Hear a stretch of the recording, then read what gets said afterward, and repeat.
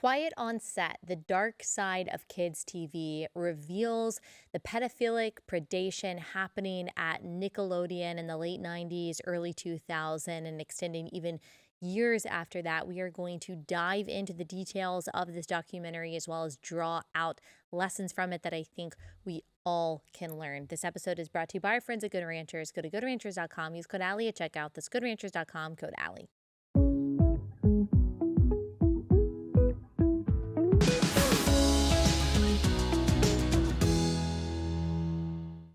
Hey guys, welcome to Relatable. Happy Monday. Okay, as promised several weeks ago at this point, we are going to talk about Quiet on Set, the dark side of kids' TV. This is a documentary about Nickelodeon on HBO Max, I think it is.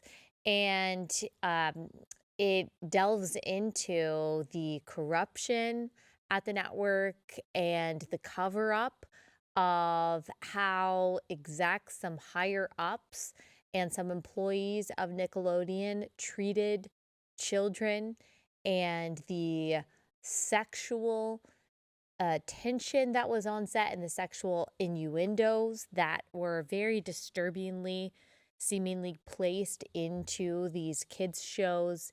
And so the documentary, the series highlights the testimonies of several actors who are now grown up who talk about the experiences that they had, and even some staffers who 20 years ago were working on set with some of these predatory higher ups and what their stories were. And it reveals a lot, not just what happened at Nickelodeon, what happened to these kids, but really what can happen to children in the entertainment industry in general, even when parents are involved.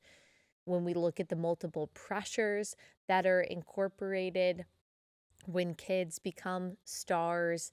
And also, I think gives us it gives us a lot of insight into even today's version of creating child stars when we have mom influencers and family influencers who are using their kids commercially, who are making money off of their kids' experiences. I think a lot of the same pressures and dangers and predation are possible in like more modern day kind of kid celebrity culture, um, similar to how it was when Nickelodeon and Disney were first starting. So we're going to delve into all of that and look at a lot of the different lessons that I think that we can draw, even particularly as Christians, from this documentary. I'm going to rely a lot on producer Bree. She also watched the series. She's got her own insight and commentary on it. So we'll give you some summaries, and she and I will kind of go back and forth, and we'll insert some of our commentary on it. So here's the kind of summary that we have in addition to what I just told you. So, prominent Nickelodeon producer and show creator Dan Schneider included jokes that would clearly be considered sexual or even pornographic to adults, but were not understood by the children performing them at the time. He also created, it is alleged, a toxic and abusive work environment for the adults who worked with him. During his leadership, Nickelodeon saw two pedophiles arrested during a 3-month span. One of the pedophiles arrested was dialogue coach and Hollywood insider Brian Peck. We will be talking about him quite a bit. At the time of the arrest, the victim's identity was not revealed because he was a minor, but now we know it was Drake and Josh star Drake Bell. He revealed that he was the victim of Brian Peck's ongoing sexual predation as just a 15-year-old boy. So this is very dark and very disturbing, but I think it's so important for us to know what is going on, probably not just in this industry, but in all industries that involve vulnerable people. Children are vulnerable people. They are absolutely the most marginalized class of people in the world. They are most vulnerable to sexual predation, to abuse, to molestation, sexual abuse, of course, murder, abortion, because they are mentally and physically, compared to adults, helpless, and they require a lot of protection. And when protection is not there, they are very likely to be victims, even when, and maybe especially when they are elevated to stardom. So, when I started watching this, I don't know if I was surprised necessarily, but there is kind of like a weird feeling when you are watching the shows that are like deep back into your memory hole. You're watching them on this documentary, like all that, Keenan and Kel, the Amanda Show, all these Nickelodeon shows that I remember watching when I was little. Some of them, like all that, were, it was when I was really little, and then some of the later shows like the Amanda Show was, I don't know how many years younger I am than Amanda Bynes, a few years younger. So I don't know, maybe like 10 or so, maybe 8 to 10 when the Amanda Show was out, and all these shows that you kind of have fond memories of that you remember sitting at home and watching and thinking, wow, it'd be so cool to do that, or wow, these are people that I want to emulate, or they have a great personality, they have great style, they make me laugh. You think that their life is perfect. How awesome would it be to be a TV star when you're a kid? That's so amazing. Or you think the guys that are on there are cute, like all that stuff that kind of helps shape your childhood, or at least played a part in your childhood memories. And so seeing that there was actually a very dark and disturbing underbelly um under these very seemingly innocent shows was like an odd feeling for me. Bree, did you watch, like growing up, did you watch Nickelodeon? Yeah, Nickelodeon and Disney Channel. Drake and Josh was kind of like the show for me. That was like the golden spot where I think I was the perfect age to be watching Yeah. Nickelodeon. See, you're a couple years younger than me. And Yeah. so I think that I was like just past that. I don't remember Yeah. watching Drake and Josh. Like I never watched all that Yeah. or Keenan and Kel. But I remember the end of the Amanda show. I remember Drake and Josh. And so I this remember the songs yeah. and the opening. Keenan and Kel was good. Ah, here it goes. That's how they would start it, I think.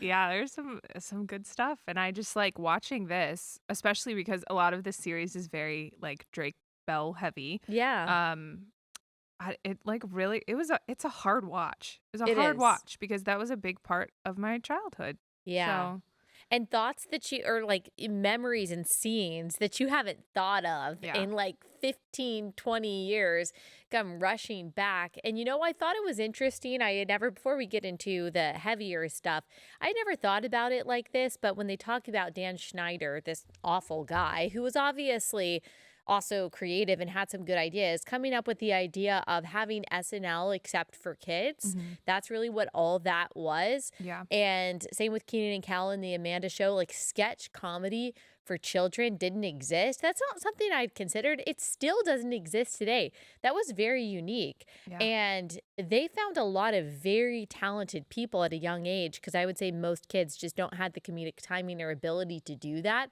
And so I can see why those ideas really took off, and why he felt a sense of superiority and power and arrogance because he had created this very new thing. yeah, So super interesting. I had never really thought about it like that. And he did. Dan Schneider, they described him as a guy who wasn't really the cool guy growing up. He was very overweight, certainly not very physically attractive. He got into comedy though, and he kind of rose to prominence pretty quickly. Charming. People really liked him. They liked his humor. And when he helped create some of these shows, and especially the Amanda Show. I think they said that was the first show where his name was listed as the creator. It very quickly, I guess, went to his head. And a lot of the staffers described him as being a toxic boss. Very, very disturbing descriptions of the things that he would make his writing staff do, specifically on the Amanda Show. And I know that this is going to be disturbing, but a lot of this is going to be disturbing. So I just want to like give you an idea of who this person was. This was not Dan Schneider was not just someone who was a difficult boss to work for, who had high expectations, or who was maybe kind of sexist, but he was really disgusting. First of all, he very blatantly and openly discriminated against the female writers and how he paid them and how he treated them, but he would also openly sexualize them. There's this one scene where the writing staff is remembering when he told one of the female writers to tell a story, to convey a story to the staff, but to do so like she was being raped. So that's the kind of guy that he was. He would invite someone into his office and he would happen to be looking at pornography at the time. He would degrade the women in his office by saying things that were objectifying or sexual to him.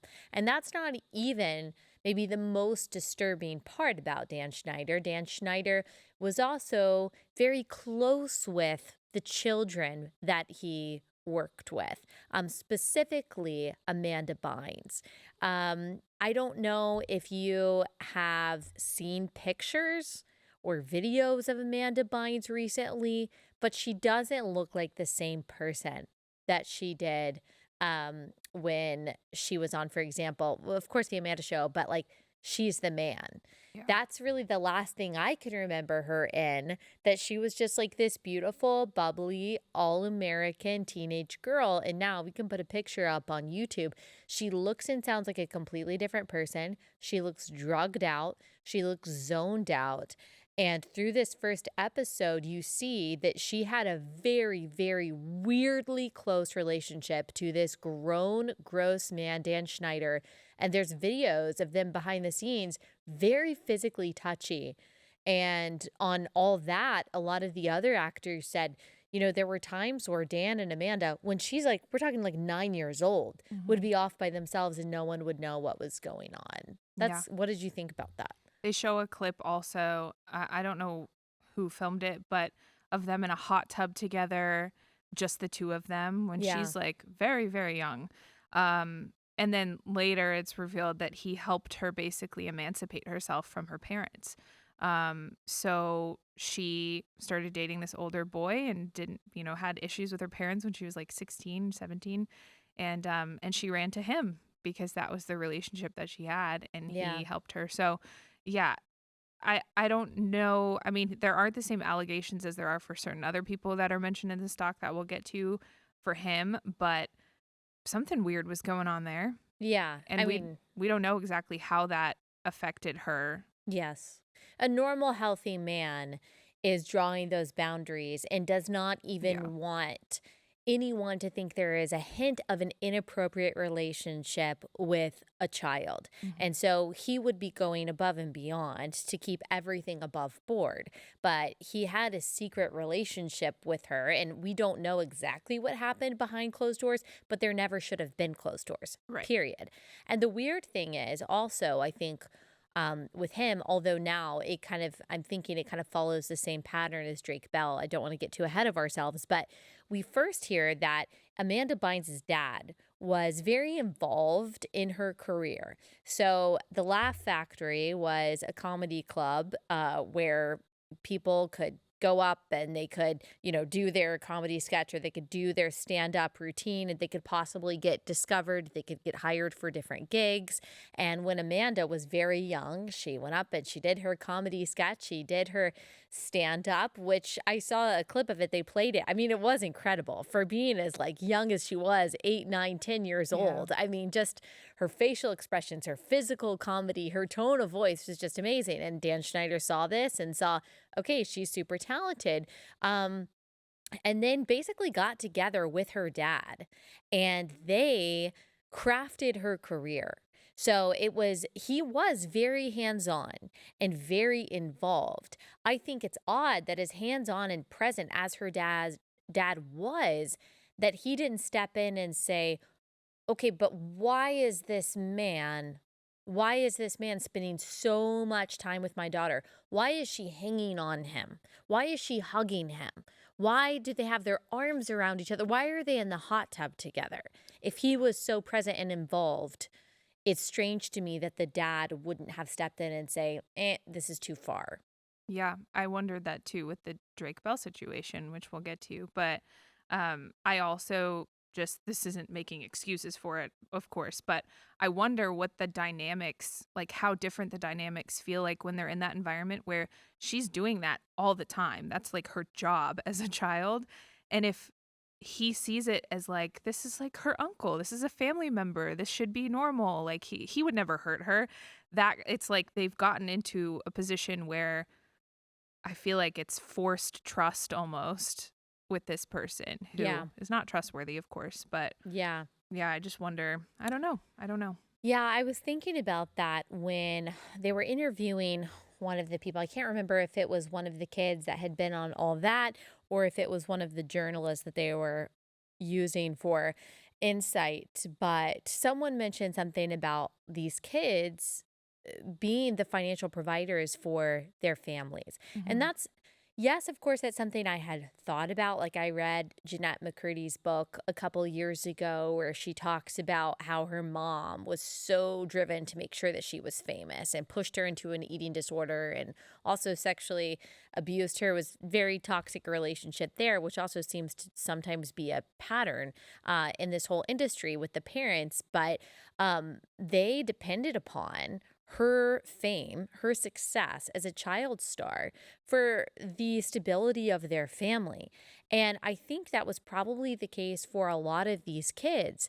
And when you become the sole provider for your family or the main provider for your family, you have incredible pressure on you as a 9, 10, even younger than that, or a teenager, whatever it is.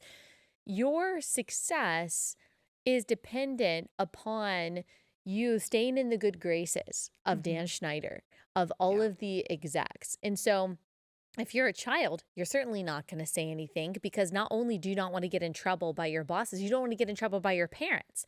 If your parents are coming in and saying, you better do what they say because we're not going to be able to pay our bills.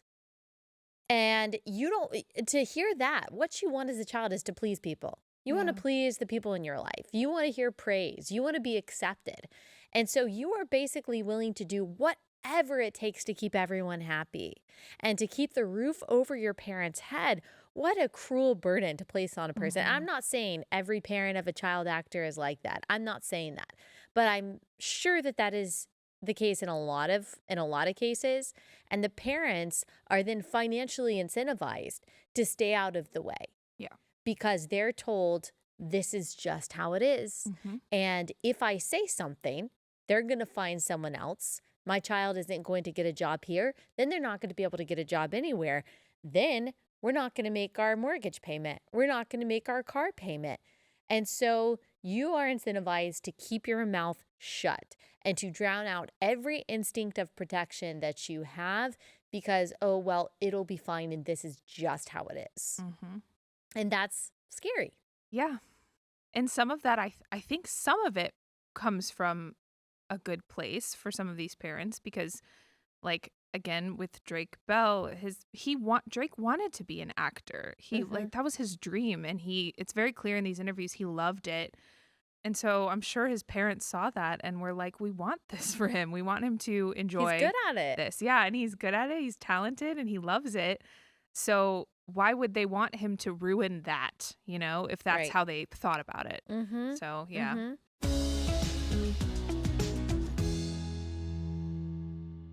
All right, quick pause for our first sponsor for the day, and that is We Heart Nutrition. This is the best place to get women's vitamins. I take their iron, their postnatal vitamin, all the supplements from We Heart Nutrition. I've seen a big difference in my health over the past few months since I made the switch. I love that this is a Christian pro-life company too. It's family owned. They are relatable fans, and so I love that I am able to tell you guys about their awesome supplements. They use the most bioavailable ingredients in all of their supplements to make sure that your body actually absorbs the nutrients. They also have a 60-day happy heart return policy. So if for any reason after 2 months you're like, this isn't really working for me, you can return them even if your bottle is empty and they'll give you a full refund. That's how confident they are that you will love this. Go to weheartnutrition.com, use code Allie for 20% off your order. weheartnutrition.com, code Allie.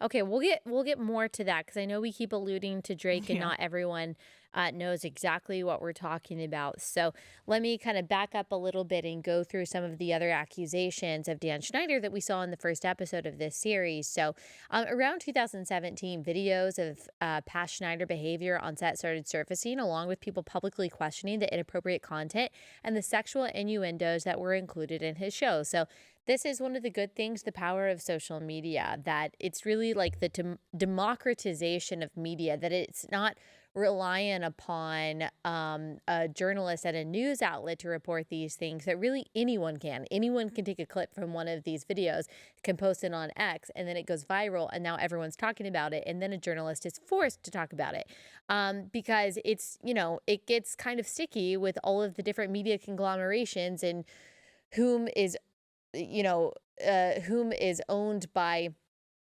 who.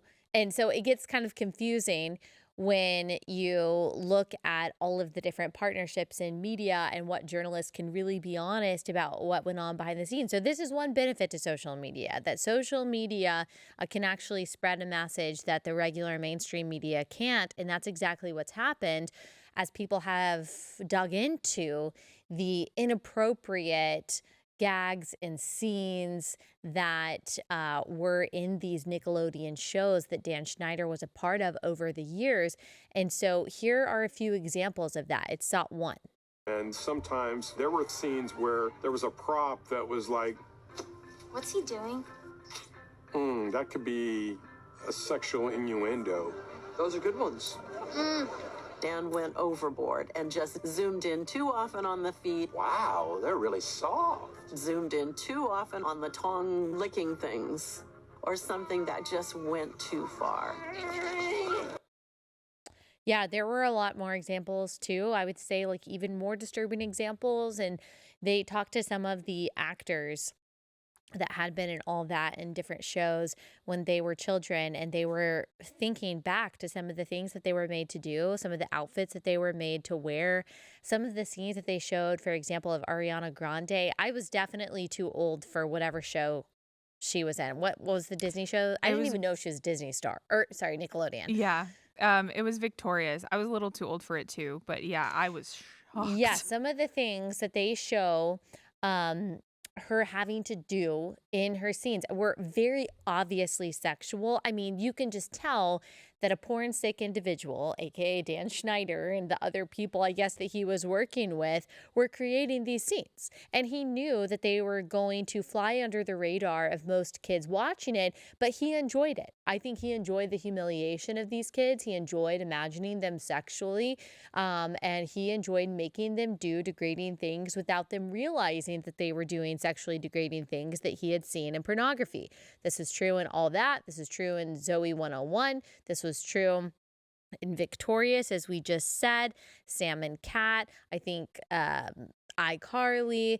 Several shows included these very weirdly sexual scenes that he says, of course, oh no, they were just innocuous. For example, one of the writers, the female writers, who was really mistreated and actually ended up suing Dan Schneider for creating a toxic workplace. She was on the Amanda show, and one of the names of one of the characters that Amanda played was Penelope Taint. And all right, we don't have to give a graphic description of like what part of the body that is, but this writer brought this up and said, well, isn't that like in reference to this, like a private part of a male body? And Dan Schneider was like, yeah, just don't tell anyone that. So it was acknowledged. It was known that that there is another, that there is a meaning to that word, and that he chose that name. He could have chosen Smith. He could have chosen any name, and yet he chose that particular name and he ran with it. And even when the execs at Nickelodeon said, no, that's kind of a weird name, he was like, what are you talking about? And so we actually see several times that Dan Schneider is an excellent gaslighter. So when people ask him, okay, what about these inappropriate jokes? What do you do with these accusations? He's basically like, ooh, you sick pervert, what are you talking about? Here's SOT 2. All these jokes that you're speaking of, that the show covered over the past 2 nights. Every one of those jokes was written for a kid audience because kids thought they were funny and only funny, okay? Now we have some adults looking back at them 20 years later through their lens, and they're looking at them and they're saying, oh, I don't think that's appropriate for a kid show. And I have no problem with that. If that's how anyone feels, let's cut those jokes out of the show. Yeah, so that is an amazing PR response. It is the perfect combination of pushing off responsibility while taking a little bit of responsibility, acting a little bit humble and contrite while ultimately saying there was nothing wrong with what I did. And it's manipulation. I personally think he is just a manipulative person. He's been in this industry for a long time. He's not stupid. He's a master of writing and messaging. That's how he's gotten to the place that he has. That's how he's become as successful as he has. That's how he's gotten these kids, I think, personally, to have a relationship with him. He's no dummy. And so, of course, he seems contrite and vulnerable and honest there, but I'm not buying it. I don't know. What do you think, Brie? No, of course not. I'm not buying it either. But there was a scene from Zoe 101 that one of the girls who was in, I think, the first couple seasons, Alexa, her name is Alexa, she is explaining this backpack scene where something that prop is squirted onto Jamie Lynn Spears' face. And she's explaining how awkward it felt for her because she's the one who's like squirting it on her face. And the whole idea of these they're kids, they don't understand the innuendos here. She says in this interview that the boys were behind the camera, the young boys who were actors on the show, and they were saying what it looked like. So even if the girls didn't know, the boys were saying it already. So they knew. It's so ignorant to say that these preteens, especially preteen boys, would have no clue what they're insinuating with some of these props and scenes and stuff. So it just seems like Dan Schneider, he obviously enjoyed particularly the humiliation of women and girls because those scenes that we see, because that's not the only scene like that where that kind of action was taken. That was also true on all of that. They happen to women. I'm not saying that boys weren't also degraded, like the big nose, what that we were kind of referencing earlier, that looked like male genitalia that the boy on all that was made to wear. But when it comes to those kinds of shots, the squirting in the face, it seemed to always happen to girls, the female writers being sexualized and being told to simulate being victims of rape in his writing room. He got off on degrading women. And of course, children are easy to humiliate. They're easy to embarrass because they don't know what's going on. I can't think of very many things more evil than that. Taking advantage of someone's naivete, of their innocence for your own lustful pleasure. There's a lot that I could say in justified anger to that, but needless to say, it's evil and it is disgusting. And the only comfort that I have is that unless he repents and he's saved by Christ, he's going to spend forever in hell. Okay, let's move on because we could talk about this for 3 hours, but let's talk about episode 2.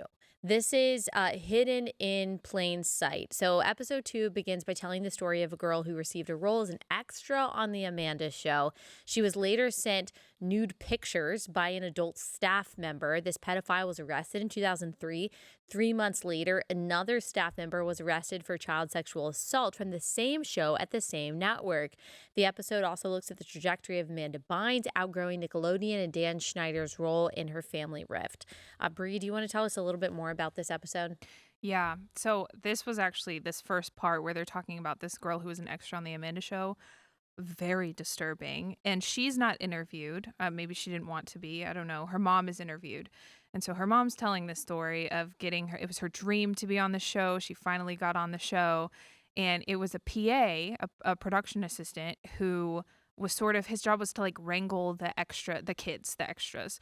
And they were separated from their parents when they came onto the set. Their parents were told to wait outside. And he exchanged phone numbers with the kids and emails, and he would just be emailing them. And for months after, he was emailing this girl who, I can't remember her age, maybe like 10 or 11. He was just emailing her like they were pen pals. And then one day she got a picture in her email, and she was just like so embarrassed. Of course. That's yeah. traumatizing. Yeah. She had probably never seen that before. And then, I mean, it's basically like being visually sexually assaulted. Can't get that image out of your head. Yeah.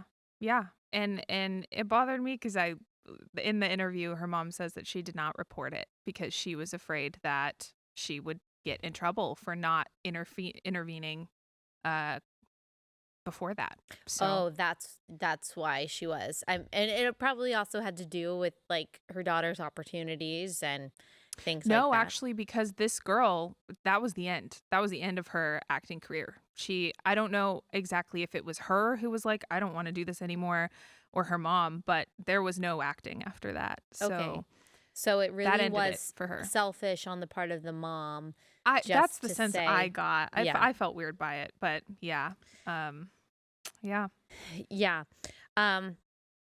So again, like on Amanda Bynes, we don't have that much more information about what exactly was going on between her and Dan Schneider, but we actually have a picture of her in court in 2013. She was detained for mental health evaluation after allegedly starting a fire in a neighbor's driveway. And this is like not that long after she was in some like pretty prominent movies. Like for example, Hairspray, that was in 2007. And so something happened during that time that I think probably it could have to do with a lot of things. We don't know what was going on in her home, but it can't have helped that she had such a close friendship and some kind of physically affectionate relationship with a grown man when she was a child. What else did this episode reveal about that? It didn't dive into it too much, to be honest, aside from what I just mentioned about the situation with her parents and him kind of wedging himself in between that. And eventually she got emancipated from them. I don't know if it was because of that, but he certainly helped do that. And so, yeah, he was sort of like, I know there was a lot of tension toward the end. He started to show like a less kids show for Amanda when she was growing up called What I Like About You in 2002. That was on, I think, WB. And that after that show, I think that was the end of their relationship. But who knows what actually happened to her, or if he did something to her, or she's very candid now about her drug use and relying on alcohol and drugs to probably numb some of what happened to her. But I don't know if we'll ever get like the full story. Yeah. Well, because she seems like I don't even know if she has the ability to bring back those memories and talk in a coherent way. Again, if you watch her videos, like she's really not coherent. She's not there. She's not with it. Her entire self looks different. I've seen some people say this is a clone. This is not really Amanda Bynes. I think she's just a very unwell, traumatized person. And again, I'm not blaming it all on Dan Schneider. Obviously, the parents play a role here, but that kind of pattern of predation, of driving a wedge between the parents and your victim. I mean, you see it every single time there is a child victim. Every single time you push the parents out of the way.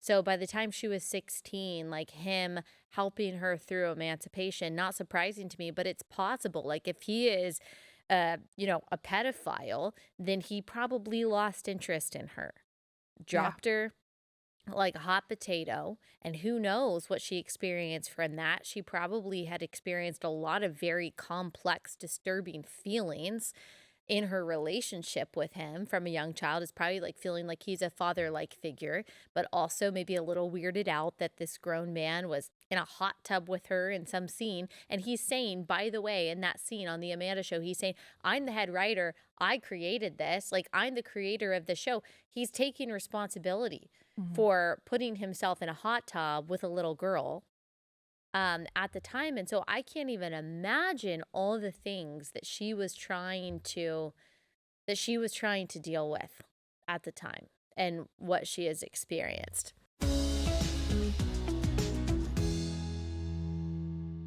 Okay, I love telling y'all about Adele Natural Cosmetics. I've been using their skincare for the past few years. It's amazing. I love their essential cleanser, their essential moisturizing spray. It's just incredible. It's made such a difference in my skin. I have kind of drier skin, and all of their stuff is so naturally moisturizing. I love that there are no fake fragrances, there's no parabens, there's no toxins at all. It's all made from natural ingredients, and their cosmetics are as well. I love, for example, their highlighter and their cream foundation. It works really beautifully, especially if you're looking for that like light to medium coverage.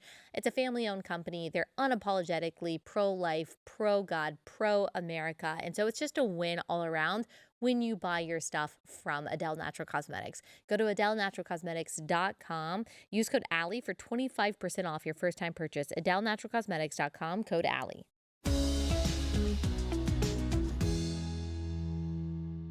Before we move on from Amanda Bynes and into the Drake Bell interview, is there anything else from this episode that we want to touch on? The end of this episode basically just transitions into the Drake Bell story. They talk about this. You had mentioned this in the summary, but there are two pedophiles that they talk about that were at Nickelodeon. Jason Handy, he's the one who sent the picture to the 10, 11-year-old girl. He was found out to have tons of images of child pornography when he was finally caught, and sent pictures to a lot of kids in that situation. And then they introduced Brian Peck, who was a dialogue coach for a lot of these Nickelodeon shows. So that's sort of how episode 2 ends. Yeah. Unfortunately, I mean, just like in any industry that has to do with vulnerable people, whether it's elderly people, whether it's sick people, or whether it's children. You get both the best people in the world and the worst people in the world. The best people in the world who are self-sacrificial and want to sacrifice their time, their energy, their skills on behalf of a population that needs to be served. And then the worst people in the world who see their vulnerability as an opportunity for predation and to satisfy themselves. And so you see a lot of these types when it comes to working with children, whether it's in schools or churches even, or these kind of, shows, entertainment industry, where there is like a high trust environment, and there has to be, because for at least a temporary amount of time, the parents are giving up their presence and their responsibility to steward their child to someone else. And in those kind of high trust environments, I think the parents are too scared to speak up sometimes and to say, wait, I know better and I think something's wrong. And also, I think a lot of times parents are scared to be wrong. They don't want to accuse someone of something if it's not true. And so they just won't speak up. And I think that's what happened time and time again with Brian Peck. So let's talk about this third episode with Drake Bell. And before we get into like all of the details, you already said that Drake Bell came forward as the victim of this dialogue coach, Brian Peck, who worked with him on several shows. He had worked on Growing Pains with Leonardo DiCaprio. So when Leonardo DiCaprio was young. So this was like an inside guy that people paid a lot of respect to, who was very connected, and people saw him as a guy who's just like really good at working with kids. And so when he took an interest in, especially on Drake and Josh and the Amanda show, to Drake Bell, I think that probably Drake and his parents at first thought that this was great. And so that's kind of how it starts. That's how it's framed. But one thing, Bree, that I just noticed in talking about his story and then eventually getting to the portion where he talks about actually being a victim, and we'll go through the details that led up to that. Um, Drake Bell was very uncomfortable. He was very uncomfortable in this conversation.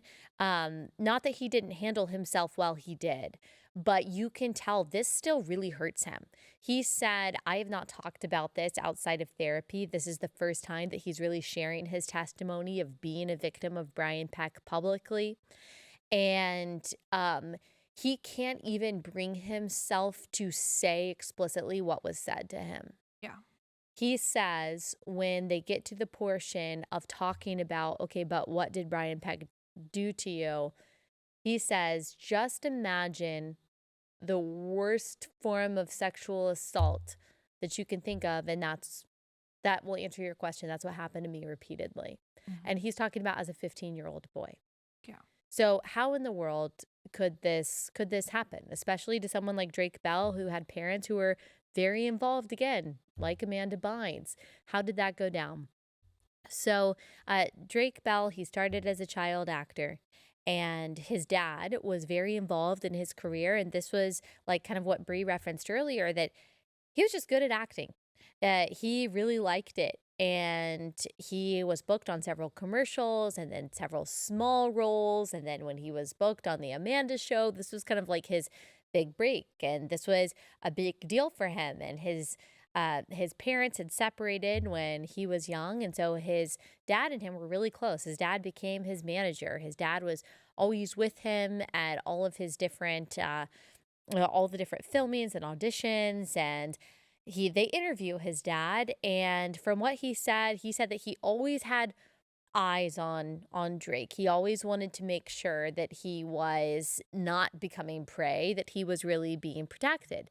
But he noticed on set that Brian was getting really close to Drake, and not just relationally, but also physically, that they would be going over lines and that Brian would put his arm around Drake's waist or around his shoulders or give him a hug or kind of like stroke his arm.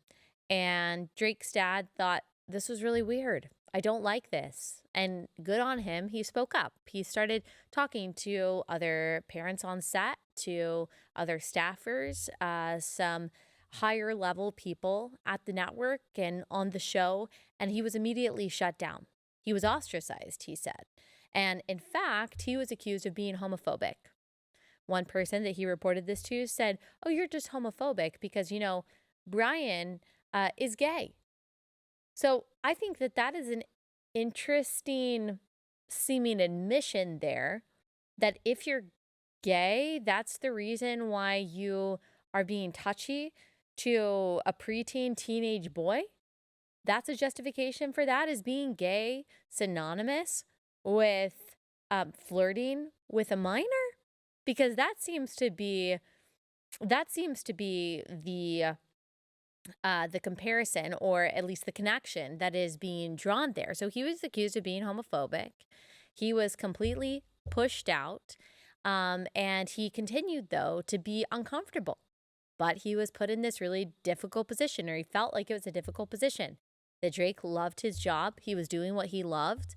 Everyone else was gaslighting Drake's dad into thinking, you're just crazy. You're the weird one. You're being overbearing. And look, you're going to get in the way of your child's career if you keep on complaining about this.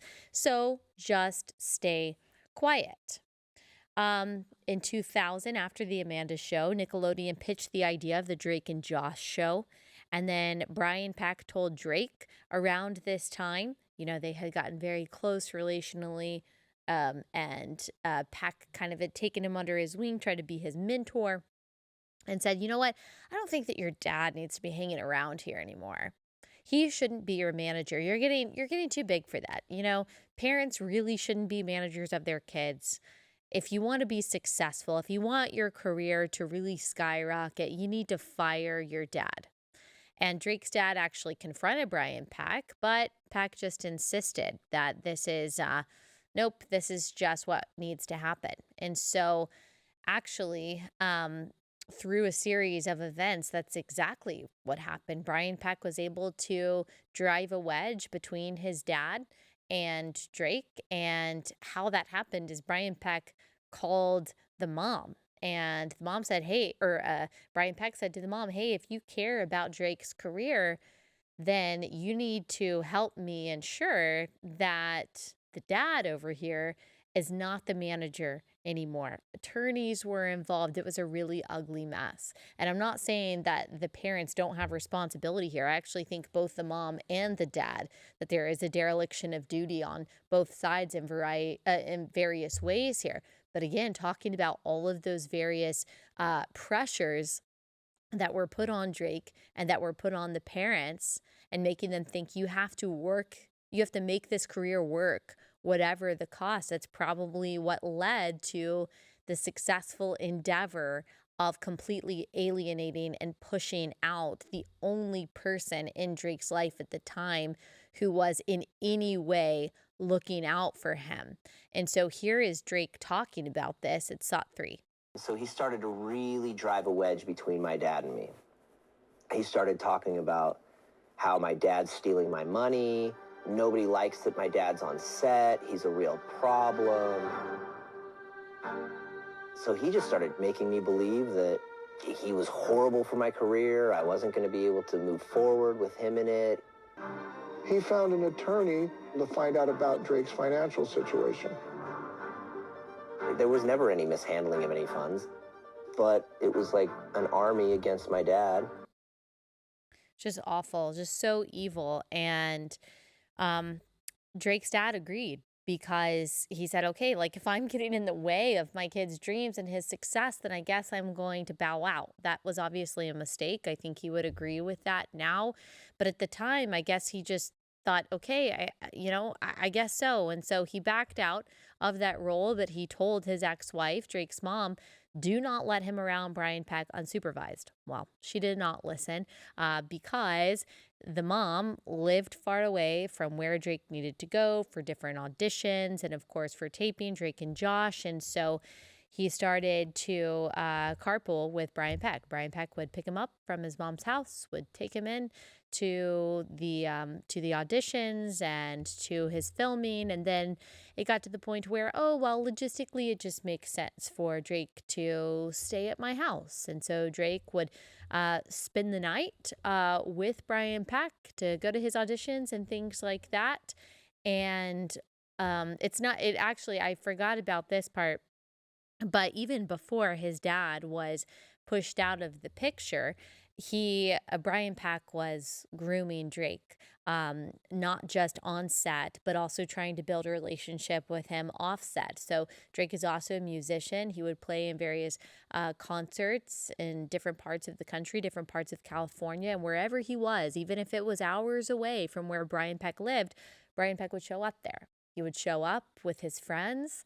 They would want to talk to Drake backstage, after the show. Anything that Drake was doing or where he was performing, Brian Peck would end up. And again, his father saw this, was uncomfortable with this, but felt like he just had to stay quiet about it.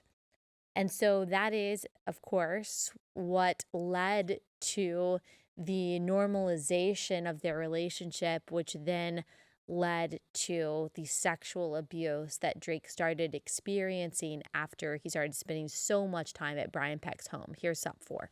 Abuse was extensive, and it got pretty brutal. Whatever you feel comfortable or you think will help. Why don't you do this? Yeah. Why don't you think of the worst stuff that someone can do to somebody as a sexual assault, and that'll answer your question. I mean, I felt for him so much watching this. He's clearly, like, he's so articulate, and he's obviously very clear-headed, and you can tell he remembers all of it. And he seems to me, I know you can't really tell, and of course he's an actor, he seems like stable to me and has like a grip on the situation, but he could not say the word rape. Yeah. There were multiple times where he was kind of asked and he would reference it. He could not say that he was raped. And I just like, my heart just breaks for him so much. I just want him, I don't know his faith, but I so want him to be like fully healed and redeemed by Christ, because I think that the creator of our hearts and our bodies he's the only one that can really reach down into the depths and fully heal us and give us a new self. And I just want that for him so much. That's what I was thinking as I was watching him. But it seems like from what he was saying, when he was a teenager, he was raped multiple times by Brian Peck.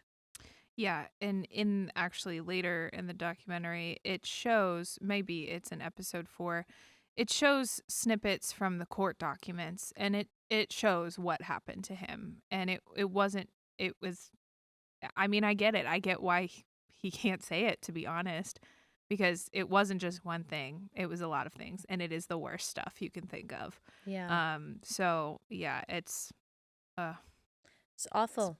terrible. Awful. So evil. And I just can't even imagine. And he says this, Drake says at the time, like, I don't even know how I survived. Mhm. And he also says, like, he remembers all of the instances of abuse.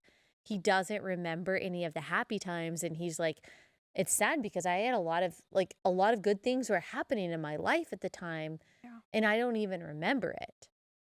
He talks about one day he was at his girlfriend's house. So he got a girlfriend.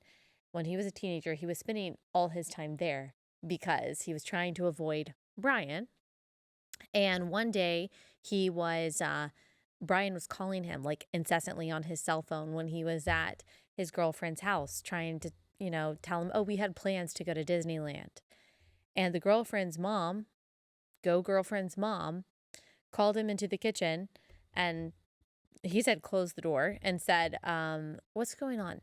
And Drake was like, oh, it's nothing. I know. He's like, he's so persistent. He's annoying. He's calling me. I'm paraphrasing here. And the mom was like, nope. 40-something-year-old man does not need to be calling my daughter's boyfriend like that. What is going on? And so I don't think he told everything at that point, but he was like, yeah, it's gotten really weird. I do kind of feel weird about it. Mhm. The girlfriend's mom called his mom and said, I'm taking him to our therapist because something is going on here. I don't know what Drake's mom said. And I know I'm not getting like Drake's mom's part of the story, but I can't help but have like a very negative impression of her. She really bothers too. me. Yeah. But he went to the therapist, but he knew what to say. He knew what to say to kind of cover up what happened. Because I think he probably didn't know how to articulate it. I think he was scared to articulate it. He says that Brian Peck told him, if you tell anyone this, you're never going to work again. And Drake loved what he did. And so I think he just kind of skimmed over it and said, yeah, it's like kind of bad, but like, it's not that bad or whatever. So that was not the moment that he ended up confessing everything that led to the accountability of Brian Peck. Drake kind of randomly, actually, like during the pilot, like filming the pilot, I think they had to film a couple pilots for Drake and Josh. He said that he doesn't even know what exactly spurred him to do this, but one day he called his mom and he just spilled everything. Mm-hmm. Now, to mom's credit, at this point, she called the police. Yeah. And he does say that he had to tell the police everything that had happened to him in gruesome detail. And he said one of the hardest parts was calling Brian and like basically baiting him into confessing what he did, which I just can't imagine. Like I just can't imagine how difficult that was.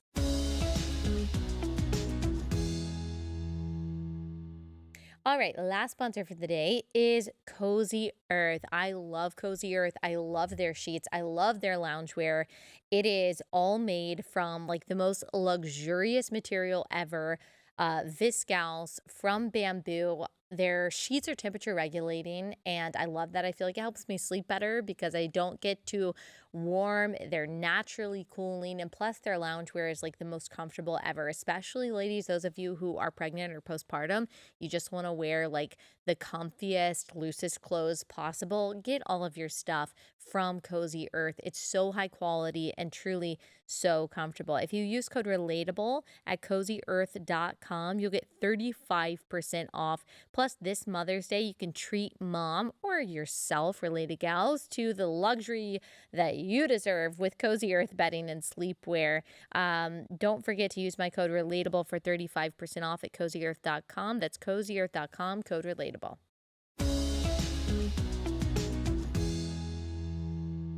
So tell me about Brian's punishment. Like, how did that all go down? Yeah, so he was arrested after he confessed on that call that Drake had baited him on. The police, I guess, asked Drake to do that.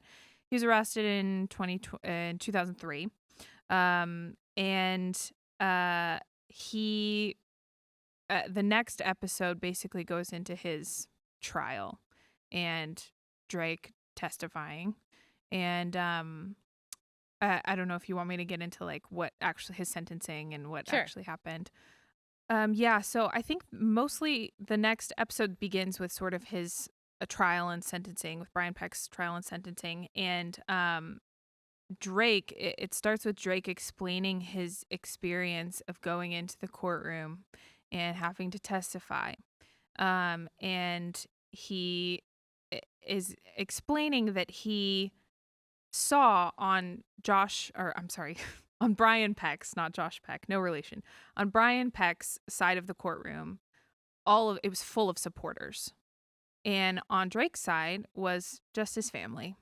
And he explains that he didn't feel like he needed to address his statement to Brian Peck. He didn't want to look at him or talk to him ever again. So he addressed it to the people who were supporting him. And so this is Saw 6. I addressed my statement to everyone in the room. I looked at all of them, and I just said, "How dare you?" And I said, "You will forever have the memory of sitting in this courtroom and defending this person. And I will forever have the memory of the person you're defending violating me." It's just so sad. James Marsden, among other celebrities, sent executives, Hollywood execs, letters on behalf of Brian, like speaking positively to his character, despite knowing at least what some of the charges were against him. So James Marsden, we've got Taran Killam, Ron Melendez, James Marshall, Kimmy Robertson. James Marsden said, "I assure you what Brian has been through in the last year is the suffering of 100 men. Screw you, dude. Literally screw you into the sun. I wish bad things for you." I'm sorry. That is awful. That is, Yeah. He's suffered. The child rapist suffered. That's so sad. I hope he gets a job sometime soon. What an evil person. Really, know. James Marsden? That makes me never, ever, ever, ever want to watch another lame movie that he's in again. And it saddens me to say that includes The Notebook, James Marsden. Evil. Yeah, I know. Yes, and Drake has said since this documentary's come out, that not one of these people has reached out to him or apologized. I think a couple people have publicly said they regret sending the letter, but they haven't reached out to him or said anything to him. So yeah, it's disgusting. Yeah. So Brian Peck, Drake says that he wished that him coming out and being truthful about what happened would ensure that Brian Peck would never work in children's entertainment ever again, that he would go to prison and that would be the end of it. But Brian was sentenced to 16 months in jail, and then he was ordered to register as a sex offender. But when he got out of jail, he was hired on The Sweet Life of Zach and Cody with Disney. So, yeah, he just went right back to it. So, And what is he doing now? now, so after the Me Too movement started, that's when these allegations started coming out about Dan Schneider, and I think more about Brian Peck. And that's when they severed ties with both of them, is at that point, I believe. So when the trial happened, mm-hmm. it still wasn't known at that point, right? About Drake, like publicly? No. Even though I guess it could have been public knowledge. Right. Yeah, Drake says it was a different time when you could go to a courthouse and not really be seen going into a courthouse. So right. I think it was pretty under wraps, yeah. So after 2017 and the Me Too movement, Schneider actually had an end at Nickelodeon. And you know what? Like, obviously there are problems with Me Too and the hypocrisy of some of the celebrities that virtue signaled like they care about sexual assault and yet had been cozy with Harvey Weinstein and hadn't said anything. But the fact is that it did become, for better and for worse, there is a better part of it though, politically advantageous and even trendy to cut ties with sexual offenders. Of course, I don't want something to just be a superficial trend, but if it leads to the alienation of and the accountability of abusers, child sex abusers, then I would say that is one benefit to the Me Too movement. Should it have taken the Me Too movement for that to happen? No.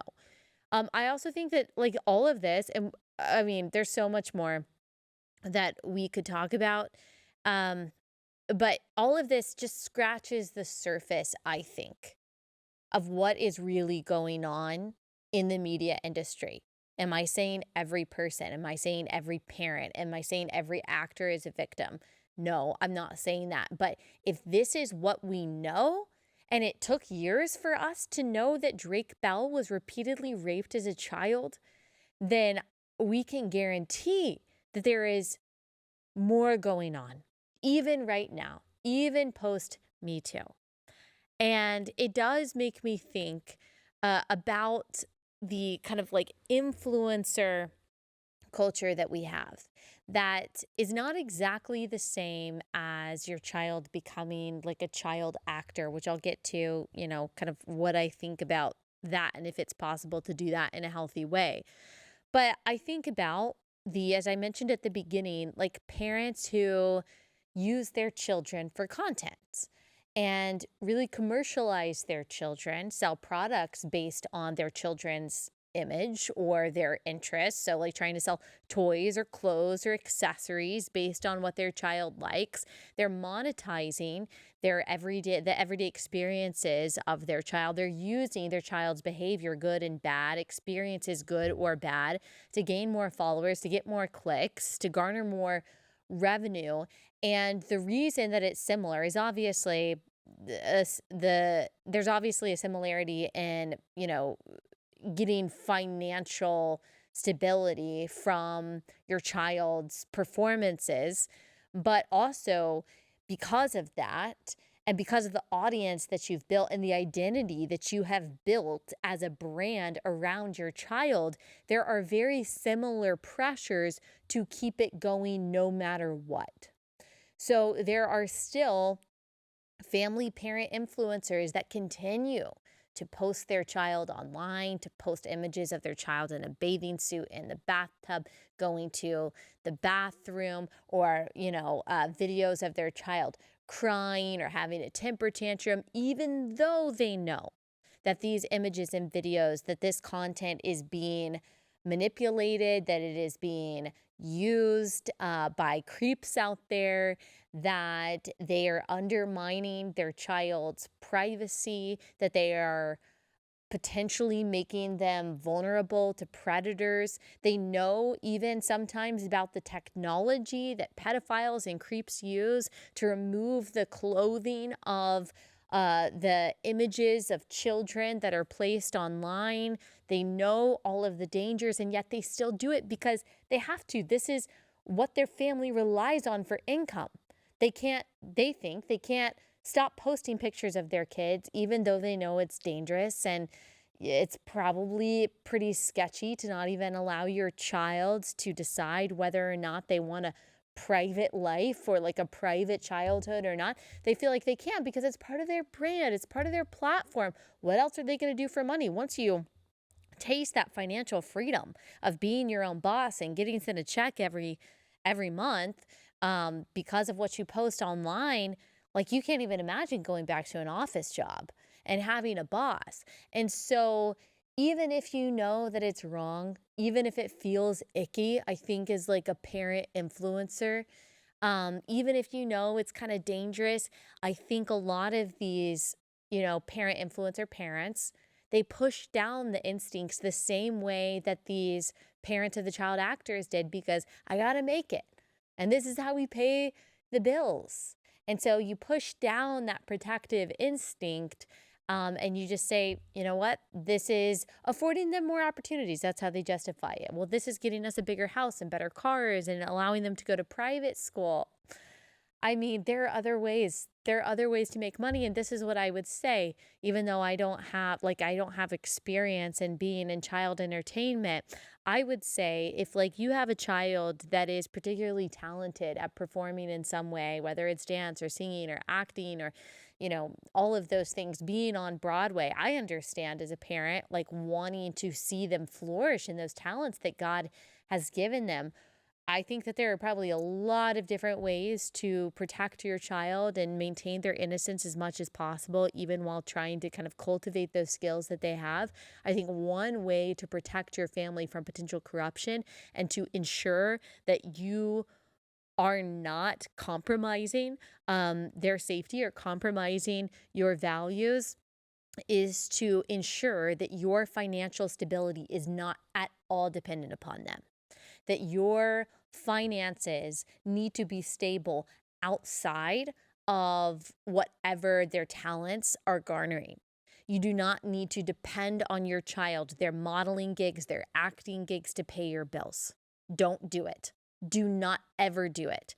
If you have to work 3 shifts or extra shifts at Walmart, if you need to have 3 different jobs, whatever you have to ethically and morally do to make it, do that before you sell your child and sell their image and sell their talent. So I'm not saying don't do it at all. If that is how God has blessed them, I mean, I don't have the best feeling about them, going into the entertainment industry. Maybe there's a way to do it. If you're going to do it, make sure that you're financially stable, and whatever money they do earn, have it go to them. Have it put in a trust for them. Don't take it yourself. I think it would be tempting to do that. I say don't do it, because then it just becomes really difficult when you've got to make decisions. Do I hold this executive responsible for how they're treating my child, or do I pay my mortgage? Don't put that pressure on yourself. Don't put that pressure on your child. I think it is absolutely unethical to do. And by the way, this is just true for all parents for us to remember, your child is not in charge. If your child is 8 years old, 15 years old, and they say, I love acting, and I love singing, and I love dancing, I love ice skating, whatever it is, and they are angry at you because they don't want to stop doing it, or they don't want you to be on set or at practice or at rehearsal because you're embarrassing them, or you're complaining too much, or you're rocking the boat too much, you can tell your child, no, I'm sorry, we're not doing this anymore. You're not going to be able, we're not going here, we're not going to this gym for gymnastics, or we're not going to hang out with this person anymore, or you know what, this is where it's going to stop. And I know that you might resent me, and I know that you're talented, and I'm happy for you. We can find different ways to cultivate this talent, but this is not healthy anymore. This is done now. Your child doesn't have to do competitive cheerleading. They don't have to do gymnastics. They don't have to have the private coach, the private tutor, the private lesson with the person that is so good and so powerful and so awesome and has trained all the best, athletes or singers or actors who makes you uncomfortable. Do not suppress that feeling, that little inkling of ick that makes you feel like, I don't love how he's looking at my daughter. I don't love where he just put his hand. I don't love how much attention, special attention, he is showing my son.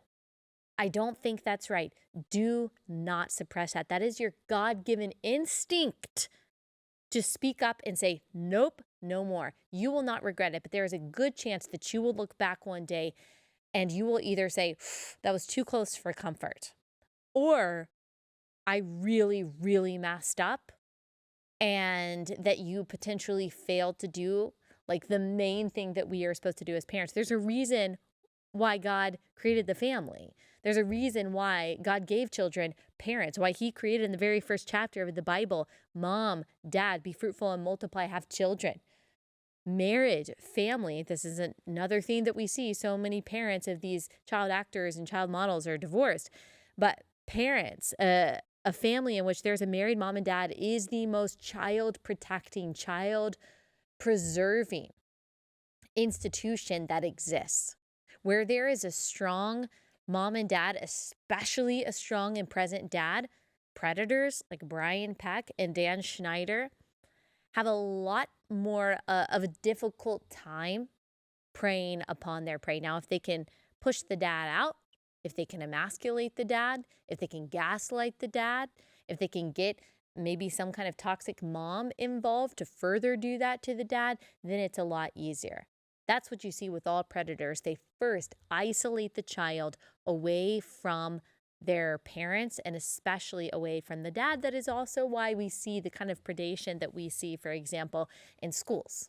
Like why there is so much predatory sex education in schools where the parents aren't there. That is why, for example, you see guidance counselors, psychologists, the endocrinologists that are transitioning young kids, why they are trying so hard to push parents out, why they don't tell parents, why they say if you don't call this kid by the right pronoun, then maybe you'll lose custody of your kid. We'll put them in foster care where they will be free to cut off their breasts and identify as the opposite sex. Yaley Martinez, perfect example of that in California, who ended up committing suicide after the school did that very thing in the name of liberation and freedom. That's what predators do.